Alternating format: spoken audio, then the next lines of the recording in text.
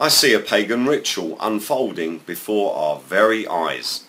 The whole world is a stage, said the Freemason William Shakespeare. And going by the news being busted again and again for being stage managed, obviously he was trying to tell us something. Let's take a look at this ritual which I found, which we can now bust. Okay, here, Revelation 17:18. The beast which you saw once was, now is not, and yet will come up out of the abyss. So we have a beast which was, now is not, and yet shall come.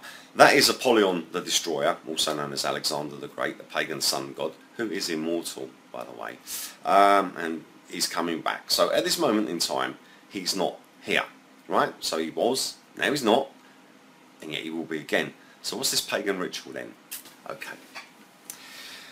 Those of you who've been watching my videos recently have seen that I've been going after some of these people who've been trying to tell us that we no longer exist, and that they do not exist because atoms have no substance, therefore solid objects can't possibly be solid, blah blah blah. But if you split an atom, kaboom, you know, you have an explosion, and that's what they use to make nuclear explosions. So we know what they're talking about is absolute garbage, but they're actually pushing it with all their might, trying to convince some people as they wish themselves to be convinced. Like the Bible says, they shall gather together many teachers to tell them what their itching ears want to hear. And there's some scientists and other people all joining in, telling everyone you do not exist, which means that you once were and now you're not. And what's to stop them very shortly saying that they are again? So it seems like a ritual to me based on Apollyon. And let's just take a look at one of the main preachers of this nonsense, David Icke, because you see, he said that he was the Son of God, which inferred that he was Jesus Christ, which he never denied. He's meddled around with his story. He's made prophecies as well which haven't come true. So there's false prophecy there. It's a false prophet. Okay, but he said that he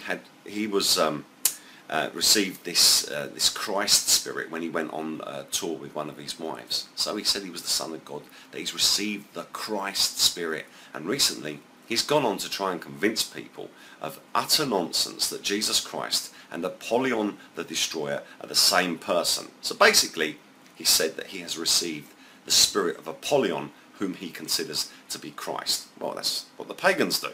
So David Icke has busted himself as a pagan, whether he likes to admit that or not. But also that there seems to be a stage-managed show going on with people from all over the world trying to convince us that we no longer exist and that they no longer exist. So they were, they now are not. And later on, they can change their mind, just like the spaceship moon gaff. They claimed that the moon was a spaceship and say that they are back again. And I think that's because the time of Apollyon being here back on Earth is fast approaching. The beast which you saw once was, now is not, and yet will come up out of the abyss and go to its destruction. Once was, now is not, yet shall come. These people, we were, oops, hang on a minute, it's gone from I think therefore I am, it's gone to we no longer exist, so we are not, and of course they can suddenly, yeah, we are again. I think that it's a pagan ritual worshipping Apollyon the Destroyer, and all of the evidence says that it is precisely that. These people are singing and dancing, stage managing and play acting their way out to the final curtain, which is when Jesus Christ comes back and puts an end to all of this utter nonsense and worship of the beast Apollyon by mimicking everything that he has ever done. And most of what he's done is not at all nice.